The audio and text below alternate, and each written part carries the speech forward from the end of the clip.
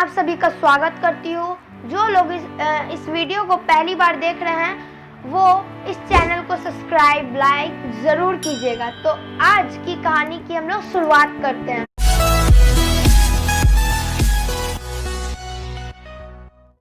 एक समय की बात है, राजा रामू की दो रानियां थी और पहली रानी का नाम था सुनीति और छोटी रानी का दूसरी रानी का नाम छोटी रानी का नाम था सुरुचि।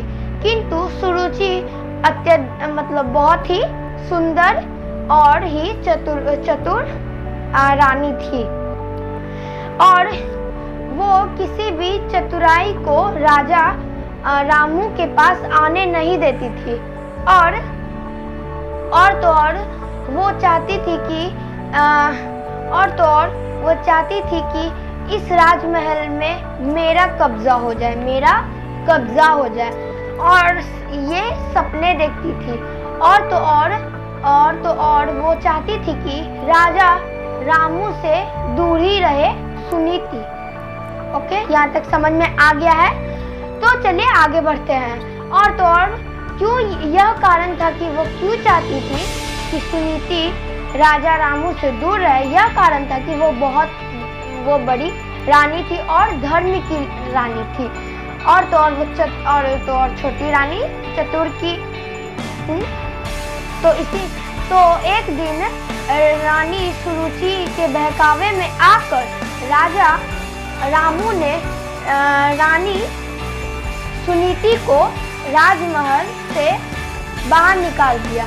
सुनीति और उसके शिशु ध्रुव को राजमहल से बाहर निकाल दिया। ठीक, तभी उसने सोचा कि अब मैं अपने शिशु ध्रुव और मैं कहाँ रहूंगी। तो पास ही में उसे एक आश्रम दिखा।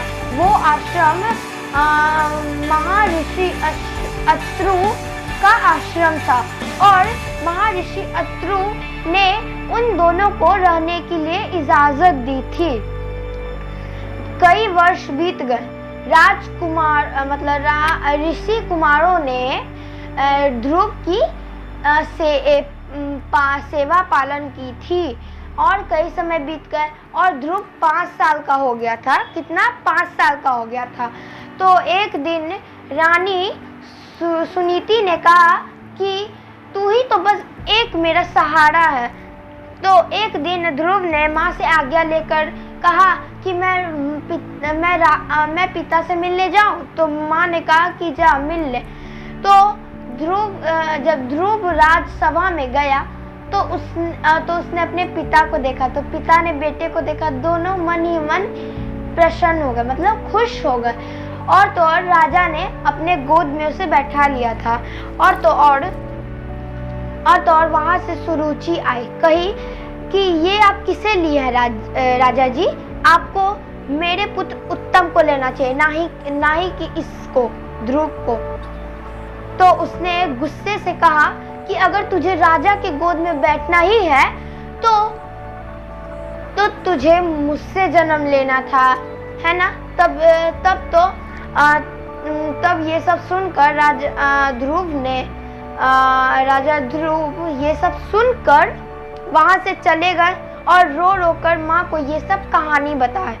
तब माँ के भी आंखों में आंसू आ गए और माँ ने कहा कि अगर तुझे गोद में ही बैठना है तो जगत पिता के गोद में बैठ, विष्णु के गोद में बैठ। तो माँ ने कहा कि इसे इतना आसान नहीं समझो मेरे पुत्र।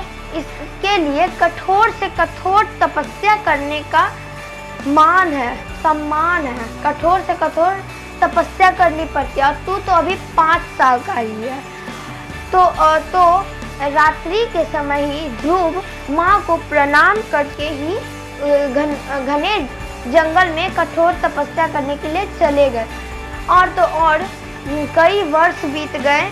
तभी विष्णु जी प्रसन्न होकर उसके सामने प्रकट हुए और कहे कि ध्रुव अपने आंखें खोलो। तो ध्रुव आंखें खोलते हैं तो ध्रुव देखते हैं कि मेरे सामने जगत पिता विष्णु जी है, तो उन्हें प्रणाम करो।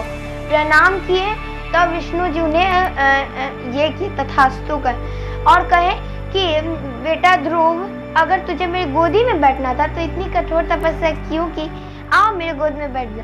तो ध्रुव ने कहा कि माँ ही ने कहा कि कठोर से कठोर तपस्या करने की जरूरी है, तब तुझे गोद में बैठने के लिए, जगत पिता विष्णु के गोद में बैठने के लिए मिलेगा। तब ये सब सुन के वो प्रसन्न हो जाते हैं और हंसने मतलब खुशी से हंसने लगते हैं। और तो और विष्णु जी ने कहा कि इतनी कठोर तपस्या के लिए तुम्हें सिर्फ ये नहीं इतना ही नहीं होगा, तुम्हारे लिए मैंने ध्रुव लोक बनाया है, उसके तुम अधिपति होगे और